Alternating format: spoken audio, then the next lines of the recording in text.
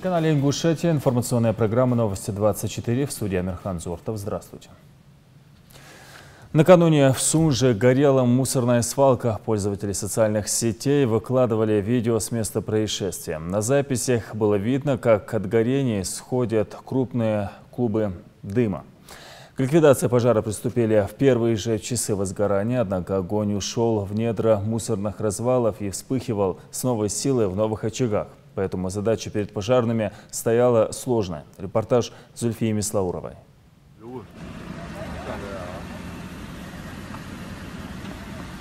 Небо заволокло дымом, пламя жадно поглощает гниющий мусор. Первыми запах гари почувствовали водители, проезжавшие по федеральной трассе «Кавказ». Они же отсняли видео, которое моментально разлетелось по всем социальным сетям. Сейчас на свалке работают пожарные и представители различных ведомств, но полностью ликвидировать огонь пока не удалось.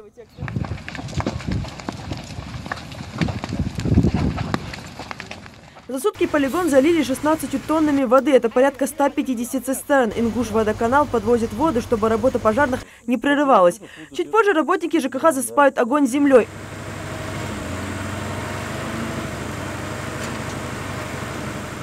Глава районной администрации уверяет, дым до жителей Сунжи так и не дошел. Все необходимые меры предосторожности были приняты своевременно.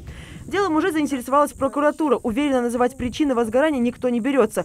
Но это не отменяет самую популярную версию на данный момент. Все РОВД, руководство, опера, начальник РОВД на месте были. Есть подозрение, конечно, что это поджог. Есть подозрение, что это самовоспламенение от газов, которые скопились.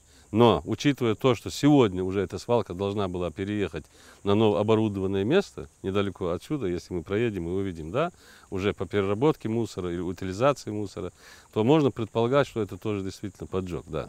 Это временная свалка, которую планировали ликвидировать до конца года. Сюда свозился мусор со всего района, огороженная со всех сторон с охраной и гидроизоляцией. Она считалась самой безопасной в Сунже. Даже сейчас здесь проезжают грузовики с мусором, но едут они уже на новый мусороперерабатывающий комплекс. Размещаться не будут после ликвидации данного пожара, и отходы будут размещаться на другом альтернативном участке. Естественно, все меры предосторожности, в том числе и противопожарные меры, в том числе там послойное уплотнение, утрамбовка всех этих отходов, эти меры будут соблюдаться на новом участке. И также заработает у нас мусоросортировочный комплекс, где максимально постараемся минимизировать количество отходов, которые будут размещаться на свалках. На Сунжинской свалке, несмотря на удушающую жару и не менее удушающую вонь, продолжаются мероприятия по ликвидации пожара. Пламя поставило жирную точку. С этого дня свалка официально закрыта. До полной ее ликвидации остаются считанные месяцы. Отходы для нового высокотехнологичного мусороперерабатывающего завода уже сортируют. Зульфия Мислаурова, Султан Булгучев, Новости 24. В Икажево все еще продолжают устранять последствия разрушительного наводнения. На месте также работают представители оперативного штаба, созданного по поручению главы региона. Уже восстановлена подача воды и газа, тяжелая техника, расчищена дорога, убраны куски бетона асфальтом. Службами по ЖКХ и МЧС выкачана вода из подвалов домов. Также устранены последствия паводков во второй школе и местной мечети. Завтра Юнусбек Евкуров планирует провести заседание оперативного штаба, по итогам которого будут окончательно утверждены списки пострадавших семей и размер материальной помощи. Заявления от жителей продолжают приниматься.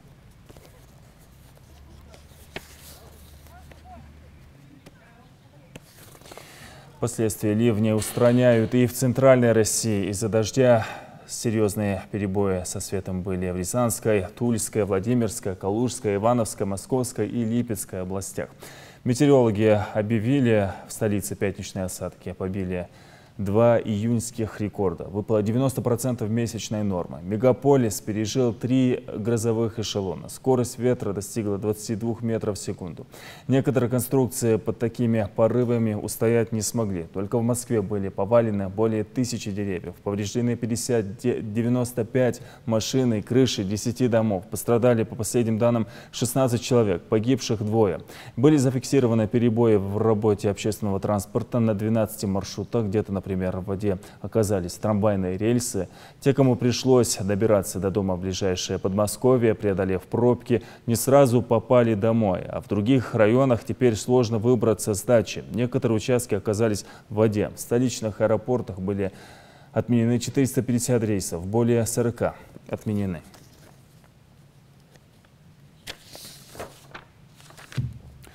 Мы продолжаем следить за историей двухлетнего Абдул-Малика Далакова. Мать ребенка заявляет о том, что ее сына избила воспитательница детского сада. Этот инцидент бурно обсуждает в сети фото и видеоматериалы, на которых видно, что у мальчика на лице обширная гематома попали в интернат. По словам родителей Абдул-Малика, работники дошкольного заведения свою вину признавать не хотят. нормально вырос, أصحم دوز درت سنبت التاور. مش أصحم مش تقول أكيدات صحم ده صحم ده سون خاص يا. وش قادر حتى دي خا إكسبرتيز يا خاش ده. كان اشتحلي أتصاب يا لر وش مارش أشتى وش سينيك شوكا. ومتى سيلخ ما بشي جاي وقت اللي تتوجه. اشتحلي أتصلي صحم تي خاي يا كان كتوجه. إيدي غاتي خاي يا. То, что ребенок мог упасть с двухъярусной кровати во время тихого часа в детском саду, няня мальчика также отрицает. Сами же воспитатели признаются, что обратили внимание на странное поведение матери ребенка утром того же дня. Вот я единственное, на что обратила внимание, то, что мать привела где-то без 15, без 10, 11. Камера зафиксировала, когда она заходила во двор ребенка. Нянечка у нее спросила, откуда у ребенка синяк. Она говорит, что он у вас, наверное, вчера упал. Нянечка уверяет, что он у нас не падал. Она сказала, если что-то заметите, какие-то изменения заметите в плане здоровья и поведения ребенка, позвоните мне. После тихого часа, как только мы обнаружили гематому, ложился у него не было, был маленький синяк под глазом, мы сразу же позвонили матери. После сна обнаружили гематому. По данному факту ведется следствие. Выяснением обстоятельств произошедшего занимается и уполномоченная по правам ребенка. Молодые люди, проживающие в Джарасском районе, меньше поддаются влиянию экстремистов. Там периодически проводятся профилактические встречи с молодежью. По словам главы муниципалитета, население горной части региона меньше, чем в других районах республики. Поэтому контролировать молодых людей легче. Материал нашего корреспондента. Экстремизм и терроризм стали проблемой, способной разрушить любое, даже самое стабильное и благополучное общество. Исторические аспекты доказали, что ни одно государство не застраховано от тех или иных проявлений терроризма. И под влияние преступников попадает именно молодежь. Ингушетия ведет активную борьбу с приверженцами радикального ислама. И разъяснительные беседы, проводимые в школах и вузах региона, как один из методов противодействия навязыванию этой идеологии. Жители Жайрасского района гордятся тем, что среди местных ребят никто не был замечен в преступных группировках. Жайрасский район практически территориально один из самых крупных районов республики, а имеет население чуть больше 3000 человек. И ситуация она более такая контролируемая, там, где все на виду, все друг друга знают, и малейшее, скажем так, начало, когда эта молодежь начинает проявлять какие-то элементы радикализма, наверное, это все пресекается на корню. И в этом плане населению и руководству, и нам лично намного проще. Одним из ключевых направлений борьбы с экстремизмом является профилактика. Здесь необходима комплексная работа на разных уровнях. Родители, педагоги, богословы, старейшины села и даже работники культуры. Каждый должен вносить свой вклад в просветительскую и воспитательную работу с молодежью. Считается два этих недостатка, два греха. Можно в грех пасть, не соблюдая пост, Рамазан или намаз, и все, то, что предписано Всевышним. Также можно в этот грех пасть из-за чрезмерности, из-за фундаментизма, что-то чрезмерность, то ты делишь людей на это, то призываешь кого-то убивать, кого-то расстреливать. Это все запрещено исламом. Там без всяких сомнений. Сейчас появилось много течений, много людей, интернет, доступ, где не ограничен у нас. Из-за этого особенно молодежь вводит в заблуждение. В местном доме культуры беседы с молодежью горских селений также часто проводят пограничники, утверждает Ильяс.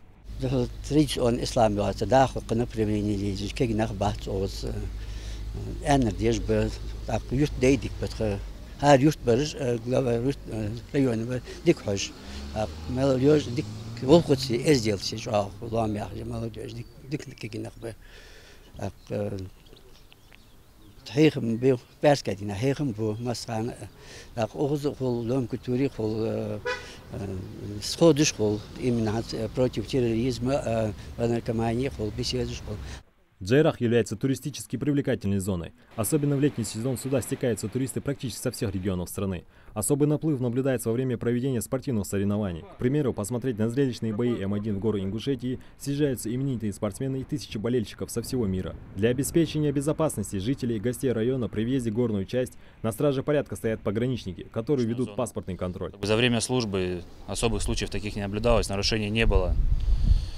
Соответственно, полностью проверяется база, по базе проверяются люди, разыскиваем, проверяется паспорт, наличие документов, разрешающих въезд в пограничную зону, нахождение в нем. Саид Куштов, Хаваш Гойгов, Новости 24. Сегодня состоялось официальное закрытие первенства России по альпинизму в скальном массиве. Напомню, соревнования проходили в Джаразском районе. В общей сложности покорить скальный массив Квадаломит в республику приехало 30 команд из разных регионов России. В каждой команде по 2 человека. Участникам первенства были предложены 4 маршрута. Третий по счету в этом году всероссийские соревнования по альпинизму завершились. Несколько десятков команд из разных регионов России съехались в горную Ингушетию, чтобы покорить скальный массив Кавдаламид. Соревнования продлились несколько дней. Интрига, кто же возьмет первые места, сохранялась до последнего. Оглашение результатов и награждения победителей и призеров состоялось во дворе Альплагеря. Первое место в возрастной категории старшие юноши у команды Красноярского края. Наше выступление я оцениваю, наверное, все-таки на 8 из 10. Мы не до конца подготовились, могли бы выступить еще лучше. А так мы выступили хорошо.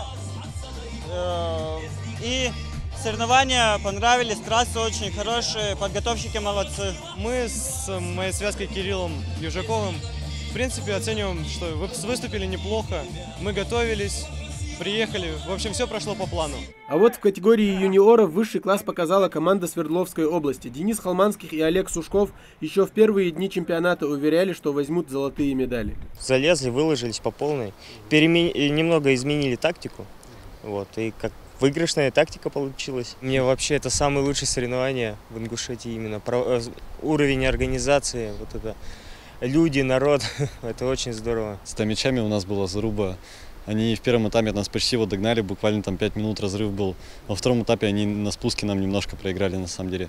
Но вот и так хорошо выступили. Организаторы отмечают, несмотря на повышенную ответственность в плане безопасности, первенство прошло на высоком уровне. Соревнования не прошли бы так успешно, эти все 3 соревнования, если бы не было внимательно и очень бережное, можно сказать, отношение главы администрации, главы республики, Министерства спорта, Федерации альпинизма. Каждый внес свою лепту, все было сделано, вот все наши пожелания, все наши, я не говорю требования, как бы все, что необходимо было для проведения этих соревнований, все было сделано. Этот скальный массив за 2 месяца принял уже 2 всероссийских турнира. Вполне возможно, что именно эти соревнования станут отправной точкой к тому, чтобы население Ингушетии заинтересовалось этим увлекательным и интересным видом спорта. А пока альпинисты из других городов разъезжаются по своим домам, но к следующим состязаниям обещают обязательно вернуться. Тамерлан Хамхоев, Адам Далаков, Новости 24. Всероссийский турнир по дзюдо состоялся в Карабулаке. Соревнования приурочили к 25-летию республики. Местом проведения турнира был выбран муниципальный стадион. Там на открытой площадке установили 2 трибуны для зрителей. Между ними прямо на искусственном газоне уложили татами. В состязаниях приняли участие лучшие юные атлеты из КФО. Также в Карабулак приехали спортсмены из Калмыкии. Юные спортсмены разогреваются до начала соревнований. Впереди их ждет тяжелый путь к великому началу. Калмыцкая команда нацелена на победу, но они понимают, выиграть турнир у дзюдоистов из Ингушетии будет нелегко. Спортсменов порадовало гостеприимство принимающей стороны. На много призовых мест, желательно все, конечно, но я знаю, здесь бойцы очень сильные, ребята. Организация турнира очень хорошая. Встретили прекрасно, мы вчера приехали, накормили, спать уложили, все как надо. Нигде, мало где так встречают. Буквально через считанные минуты в стадионе города Карабулак начнется всероссийский турнир по дзюдо, посвященный памяти Элеза Бабхоева и приуроченный к 25-летию Республики Ингушетия. Открытие первенства России началось с танца ансамбля «Сунжа». В торжественной части почетной грамотой и кубком наградили первого тренера по дзюдо Яхью Магушкову и президента Федерации самбо и дзюдо Александра Анджаль. Гости тоже приехали в республику не с пустыми руками. От лица всего калмыцкого народа Ибрагиму Чахкиву знак уважения и признательности вручили обязательный национальный атрибут для мужчин – маля, кнут. От лица калмыцкого народа знак уважения подарите ему тоже ценный подарок, который принесет дома.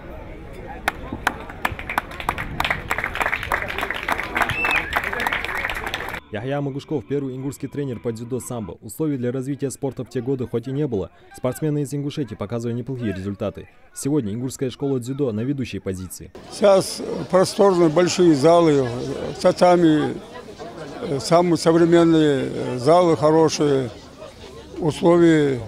Сейчас уже уровень нашего дзюдо-самбо очень на хорошем уровне. Если считать в России, то одна из ведущих школ у нас, наша школа ингушская. Всероссийское первенство по дзюдо памяти Элиза Бабхоева проходит в Ингушетии уже 3-й год подряд. В соревнованиях принимают участие дзюдоисты с 11 регионов страны. Такие турниры способствуют популяризации данного вида спорта в нашей республике. Все ребята набариваются, это популяризация нашего вида, как говорится. Наши ребята, есть на кого равняться. У нас Хасан Халмурзиев, как говорится, Хусейн Халмурзиев, Магушков. Целая плеяда хороших борцов, как говорится, есть на кого равняться. Эти турниры больше надо проводить. Муса Чимаев, затаив дыхание, наблюдает за очередной схваткой. За своего единственного юного сына и подопечного вдвойне тревожно. Был сложный соперник, но я выиграл его задней подножкой. 5 лет тренировок дают свои результаты. Опрокинув своего соперника приемом задней подножки, Ислам одерживает победу в первой схватке. Была первая схватка и с местным боролся. Я сильно переживал, но он оправдал мои надежды, он выиграл эту схватку, и я очень доволен этим. Свои силы и волю к победе на первенстве России по дзюдо предстоит показать более чем 100 участникам. Победители призеров соревнований ждут медали и кубки. Саид Куштов, Рахман Цуров, Новости 24. Организаторы Кубка Конфедерации ФИФА подводят первые итоги. Средняя посещаемость стадиона в Москве, Петербурге, Сочи и Казани порядка 37 тысяч зрителей. Это и россияне, и иностранцы, приехавшие поддержать свои национальные команды. Всего выдано 420 тысяч паспортов болельщикам. Право бесплатного проезда между городами воспользовались 60 тысяч человек. Без сбоев работает система безопасности. Полученный опыт будет тщательно проанализирован и использован при подготовке к мировому первенству в следующем году. На Кубке Конфедерации ФИФА определился второй финалист. За главный трофей с чилийцами поборются немцы. Футбольная сборная Германии накануне в 1-2 одержала победу над командой Мексики со счетом 4-1. Фонд Краеведческого музея пополнился еще одним экспонатом. Это книга, в которой представлены фотоработы оружейных мастеров, а также описаны исторические события. Подробнее о содержании экспоната Ева Ужахова. Эта книга, посвященная творчеству мастеров оружейного дела на Кавказе, вышла в престижной серии «Культурное наследие». Бумага мелованная, печать офсетная. На страницах издания, выпущенного тиражом в 2000 экземпляров на русском и английском языках, представлено более 300 изображений кавказского оружия и снаряжения 18, 19 и начала 20 веков. Авторы книги потратили 15 лет на поиски и изучение предметов оружейного искусства. Работали в Европе, Америке и странах Ближнего Востока с целью показать реликвии, вывезенные иммигрантами из России после Кавказской войны и Октябрьской революции. Альбом содержит в себе не только фотографии редких предметов оружейного искусства, но и исторические сведения о событиях, которые могли быть тесно связаны с этим раритетом. Здесь и кинжалы, принадлежащие дому Романовых, и Александру Первому, Александру Второму, Николаю Второму, Михаилу Романову, который был командующим так называемой дикой дивизии. Из-за своей красоты, богатой отделки и боевых качеств, кавказское оружие было очень популярным и востребованным. Оно приобреталось иностранцами на Кавказе, в Москве, Санкт-Петербурге, а также в Париже и Лондоне на международных выставках, которые там стали регулярно проводиться с 60-х годов 19-го столетия. Немало предметов было раздарено высоким гостям и официальным лицам кавказскими князьями в виде подношения. Перед коллекционерами стоит лишь одна цель – сохранение наследия. И именно об этом и написана книга Исы и Хамзата Асхабовых. Сохранилось это оружие, может быть, благодаря потомкам тех, кому принадлежало это оружие, благодаря коллекционерам, которые по крупицам собирали эти экспонаты. Если рассматриваем книгу, мы видим, что здесь собраны материалы из частных музеев, которые по всему миру. В частности, исследователь кавказского оружия Иса Асхабов более 15 лет вот занимался собиранием вот этой коллекции. Благодаря этим исследованиям стало возможным возвращение на историческую родину кинжала, принадлежавшего семье Джабагиевых, иммигрантов из России, которые пользовались большим уважением в народе. Отец Висангири Магомеда Джабагиева. Ижи Джабагиев был полным георгиевским кавалером за службу во время русско-турецкой кампании. А его сыновья, они были ученые экономики и права. Их труды по экономике и правоведению выходили как в дореволюционной России, так и за рубежом. После того, как не приняв революционное движение, они вынуждены были эмигрировать за границу. Когда все мужчины в семье Джабагиевых умерли, вдова Магомеда Аминат подарила этот кинжал Александру Бобрикову, внуку своей подруги Людмилы Зомер. Именно это оружие и положило начало его замечательной коллекции. А в августе 2011 года он подарил его Ингушскому музею краеведения. В свою очередь, братья Харсиева, Алихан и Асланбек сыграли огромную роль в атрибуции и возвращении этой реликвии из-за границы в Ингушетию. И теперь этот кинжал занимает достойное место на страницах этого альбома и в экспозиции музея. Ева Ужахова, Султан Болгучев, Новости 24. Это были все новости на сегодня. Спасибо, что были с нами. Всего доброго.